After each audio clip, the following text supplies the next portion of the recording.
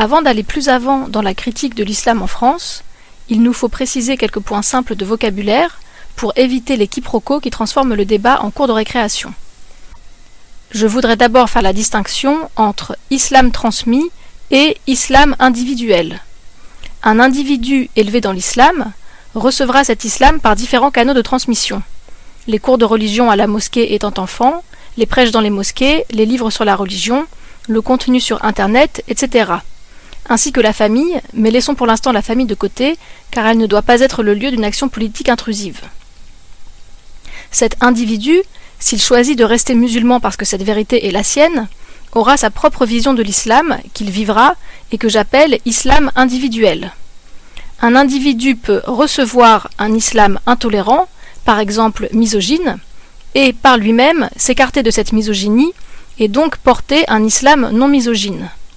Souvent, dans les débats sur l'islam, les individus portant un islam tolérant sont mis en avant pour ne pas questionner dans quelle mesure l'islam qu'ils ont reçu pourrait ne pas l'être. Pour ne plus être abusés, ayons le réflexe de toujours remonter à l'islam enseigné, au contenu transmis, comme le fait Razika Adnani dans l'extrait qui suit à propos du port du voile. Quelle vision de la femme ont vraiment reçu les croyants musulmans de la part des systèmes de transmission religieux? Donc moi, ce qui m'intéresse, c'est le discours religieux, comment il présente le voile, comment il le présente aux femmes et aux hommes. Et comment, à partir de là, on a beaucoup de problèmes de relations entre les hommes et les femmes. Je salue les hommes qui vivent dans les sociétés musulmanes, qui sont soumis à ce discours, mais qui se soustraient de ce discours et qui disent non, nous sommes responsables de nous-mêmes et nous sommes maîtres de notre corps. Le second quiproquo à éclaircir concerne les notions d'approche descriptive et d'approche prescriptive. J'emprunte ce vocabulaire à la philosophie. Écoutons le vulgarisateur Monsieur Phi nous expliquer, dans le domaine particulier de la philosophie morale, ce qu'est une approche prescriptive ou normative, puis ce qu'est une approche descriptive. Je parlais en fait de théories qui sont plutôt prescriptives, c'est-à-dire qui cherchent vraiment à se poser la question qu'est-ce que c'est qui est bien ou mal. Ça, c'est ce qu'on peut appeler en philosophie morale une approche normative. On s'efforce de justifier, d'établir ou de critiquer telle ou telle norme morale. Mais en fait, il y a toute une autre branche de la philosophie morale qui est purement descriptive, qui consiste simplement à se poser la question comment fonctionne le jugement moral chez les êtres humains? Autrement dit, il s'agirait non pas de prescrire les normes morales que nous devrions suivre, mais simplement de décrire et comprendre de quelle façon les hommes ont de fait établi des normes morales. De la même manière, quand on parle d'islam, on peut avoir une approche descriptive, à savoir décrire quel islam on a dans l'histoire, dans les pays musulmans et en France. On aura pour visée de constater quelles sont les lectures du Coran faites ou majoritairement faites. Cette approche consiste à observer, analyser, comprendre. L'approche descriptive répond à la question « Quel islam a-t-on ou a-t-on eu ?» L'approche prescriptive, quant à elle, ne décrit pas l'islam ayant cours ici ou là, mais propose des lectures du Coran en justifiant leur pertinence. L'approche prescriptive répond à la question « Quel islam pourrions-nous avoir ?» et de prescrire cet islam. L'approche descriptive nous informe sur les avantages et les inconvénients que l'islam peut engendrer dans les sociétés humaines, dans l'histoire et dans le monde. Ainsi, cette approche nous alerte-t-elle sur les problèmes pouvant venir de l'islam. Attention, l'islam peut être oppressif, intolérant, violent. Regardez là-bas, il l'est, regardez à telle époque, il l'a été, regardez ici, il est transmis comme tel. Ceux qu'on appelle nous, les islamistes, eux s'appellent des musulmans. Et d'ailleurs, quand vous dites Daesh, vous dites l'État islamique. Pourquoi? Parce qu'ils appliquent l'islam. Tout ce qu'ils font est sous-tendu par des sourates de l'islam. De façon générale, un indice caractéristique d'une approche intellectuelle descriptive est le mot réel ou réalité. Mais aussi au réel que vivent les Français depuis des années. Et puis le tout. Et parler du réel, parler des choses qui existent. L'approche prescriptive, elle, est un espoir parce qu'elle nous montre que des lectures tolérantes du corpus islamique sont judicieuses, cohérentes, convaincantes, et qu'un islam compatible avec les valeurs de la République est possible.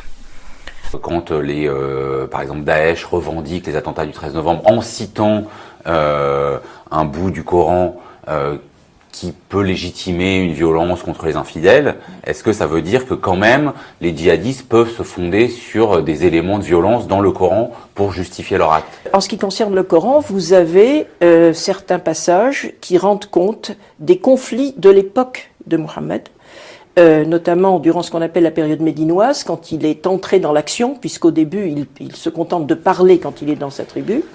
Et donc, ces passages de violence, et il y en a quelques-uns, sont à remettre dans un contexte qui leur donne leur caractère très temporalisé. Dans le débat public, au lieu que ces deux approches se complètent pour dénoncer d'abord les islams intolérants agissant dans notre société, accréditer ensuite les islams tolérants, on se retrouve avec des quiproquos sans fin.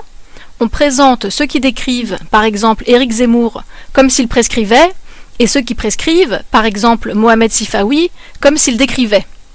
Or, de pointer l'islam actuellement à l'œuvre dans nos sociétés et de montrer qu'il est conquérant... Donc, il y a effectivement une réislamisation massive dans tous ces quartiers. En partie, c'est les jeunes. Je vous redonne pas les fameux chiffres, les sondages, tous ces jeunes qui majoritairement estiment que la charia est au-dessus des lois de la République. Ça existe. Éric Zemmour ne dit pas pour autant que c'est cette lecture-là du Coran qu'il faut adouber, comme on l'en accuse souvent. Pour le salafiste que vous êtes... Ah, c'est moi le salafiste. De même, de recommander des lectures de remise dans le contexte historique. C'est un texte qui a été révélé au 7e siècle, qu'il faut relire dans son contexte historique, anthropologique, sociologique, géopolitique. Mohamed Sifawi ne rend pas pour autant ces lectures de remise dans le contexte majoritaires. Pour bien enfoncer le clou du danger qu'il y a à confondre prescription et description, volons à Platon le décor de sa célèbre parabole et imaginons que vous, Éric Zemmour et moi, nous trouvions dans une caverne préhistorique. Chacun de nous souhaite en sortir, parce qu'on ne veut pas rester enfermé avec les deux autres. Éric Zemmour jette un coup d'œil à l'extérieur de la caverne et dit « Attention, si vous voulez sortir de la caverne, un tigre à dents de sabre se tient à l'entrée et guette sa proie. » Il a tenu des propos descriptifs.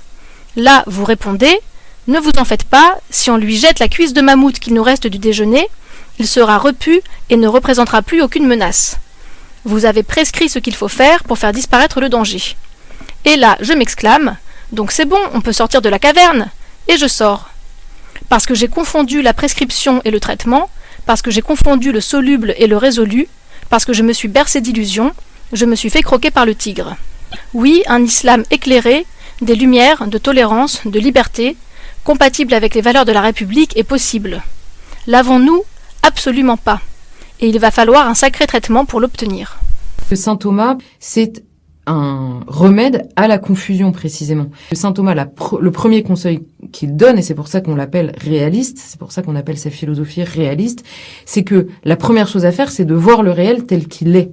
C'est-à-dire accepter de voir, et ça dans mon métier de journaliste, c'est évidemment omniprésent, de se contraindre à voir ce que l'on voit. Là, je cite quelqu'un d'autre que Saint Thomas, mais se contraindre, qui est Charles Péguy quand même, c'est Orléanais lui aussi. Donc contraindre de voir ce que l'on voit, mais ne pas se contenter de voir ce que l'on voit, comprendre aussi que donc le réel est tel quel, mais voilà ce qu'il devrait être. Et en fait, entre l'être tel qu'on le constate et l'être tel qu'on le voudrait, quand on l'analyse par rapport au bien de la société, des personnes, etc., entre les deux, il y a quoi ? L'action. Faut pas se laisser abattre, hein.